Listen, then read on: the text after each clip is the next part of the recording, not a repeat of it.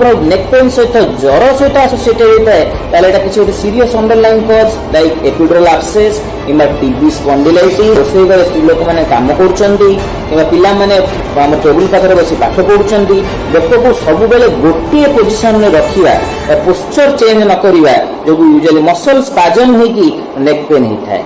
नमस्कार, जय जगन्नाथ। मु डॉक्टर रश्मि रंजन दास मु आईएमएस साम हॉस्पिटल भुवनेश्वर रे सहकारी प्रोफेसर भाबे कार्यरत। आज आमे नेक पेन बा बेक बथा और तार कारण निराकरण एवं घरोई चिकित्सा पद्धति विषय रे आलोचना करिया जाउछे।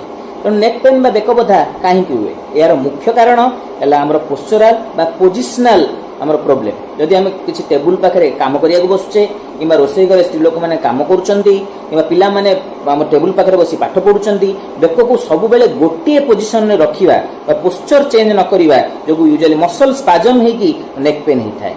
किंबा जदि आपनकर